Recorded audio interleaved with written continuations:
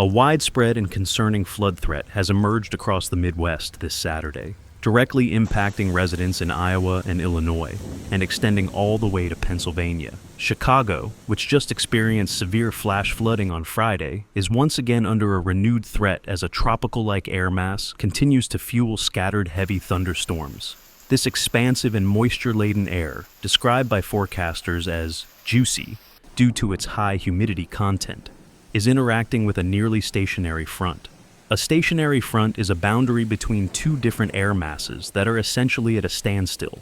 Neither air mass is strong enough to push the other out of the way, leading to prolonged periods of unsettled weather. This particular front is draped along the edge of a massive heat dome that has been dominating the nation's weather this week. While the core of this heat dome, a persistent ridge of high pressure trapping hot air beneath it, has shrunk, primarily concentrating its triple-digit temperatures on the coastal southeast and mid-Atlantic. The thunderstorms riding along its periphery are tapping into an extremely unstable and moist atmosphere, primed for producing heavy rainfall.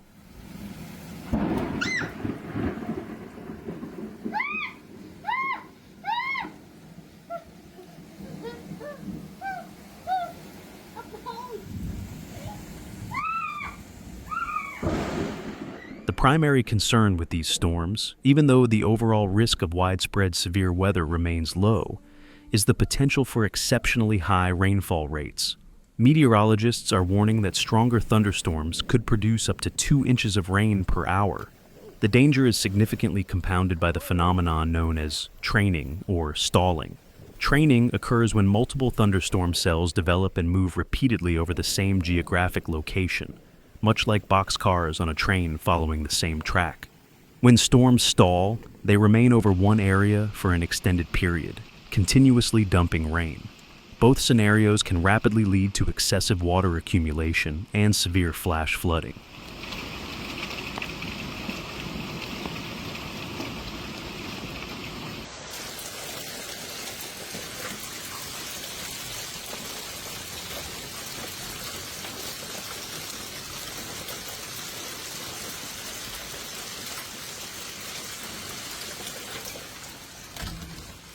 Lord have mercy. This is lagoon at Weed Park. We saw the devastating effects of such storms in South Chicago just yesterday. A cluster of thunderstorms brought between 4 and 6 inches of rain in merely a few hours. Roads and underpasses were quickly transformed into instant rivers and lakes, necessitating multiple water rescues across the southern suburbs. The ground in these areas is already saturated from Friday's heavy rains, leaving them far more susceptible to flash flooding, with comparatively lower amounts of additional rainfall. This antecedent moisture means the ground has less capacity to absorb new precipitation, leading to faster and more significant runoff, turning even modest rainfall into a significant threat. This is by Heinz's in Muscatine, Iowa. And Mad Creek, and we've got the police out here blocking the way I was gonna go home, which thankfully I'm not going home that way, but it looks like a river. It is. The National Oceanic and Atmospheric Administration's Weather Prediction Center has issued a Level 2 out of 4 threat for flash flooding. This is classified as a slight risk, indicating that localized flash flooding is likely and could pose a threat to life and property where the heaviest rainfall occurs. This Level 2 threat extends along much of the stationary front, spanning from northern Missouri and southern Iowa through northern Illinois and Indiana, and even into western Ohio.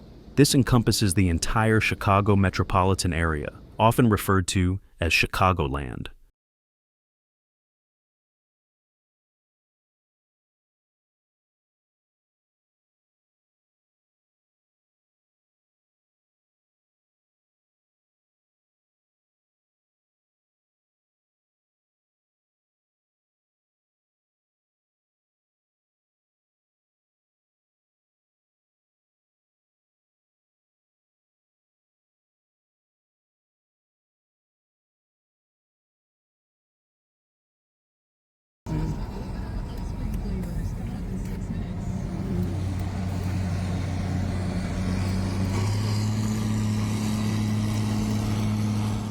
reports are already coming in from areas within this threat zone.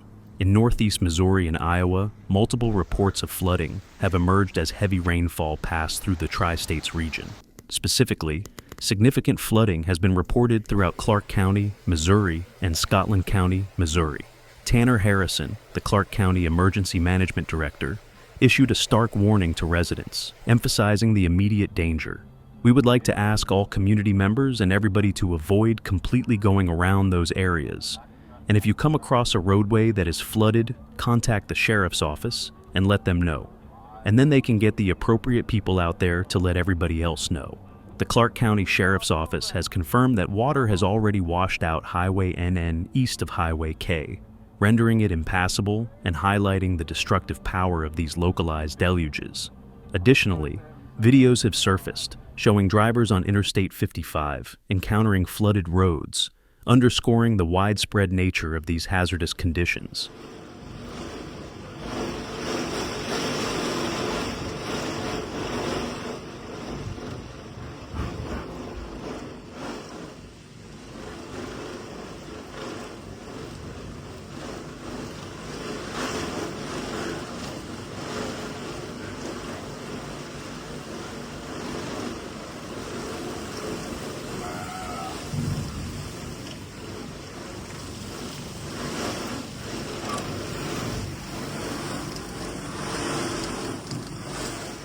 Beyond the Midwest, a second area of significant flooding concern for Saturday covers a swath of western Pennsylvania, including the eastern Pittsburgh outskirts, where similar atmospheric conditions are present.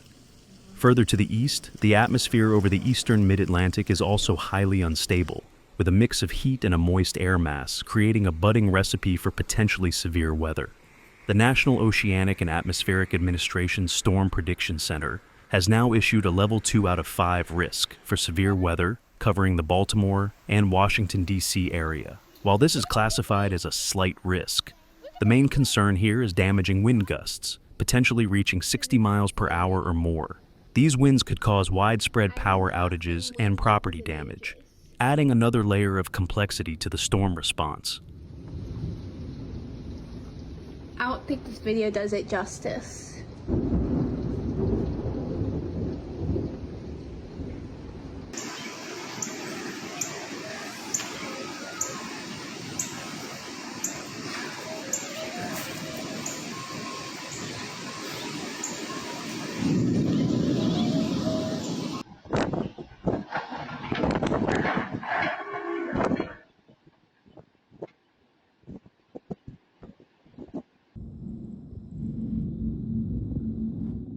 Looking ahead, the chances for heavy rain are expected to shift into the mid-Atlantic and northeast on Sunday.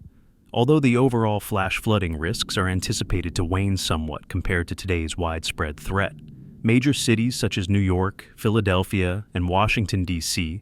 will likely experience afternoon thunderstorms. However, for now, the National Oceanic and Atmospheric Administration is indicating only low-end risks for any significant flooding or severe weather in these major metropolitan areas. For residents in all affected regions today, the message remains critically important.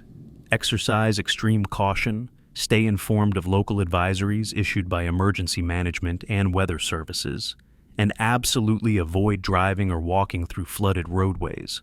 Remember, just 6 inches of fast-moving water can sweep a person off their feet, and 12 inches can carry away most cars. It's simply not worth the risk, and authorities are urging everyone to heed these warnings to ensure their safety and the safety of first responders.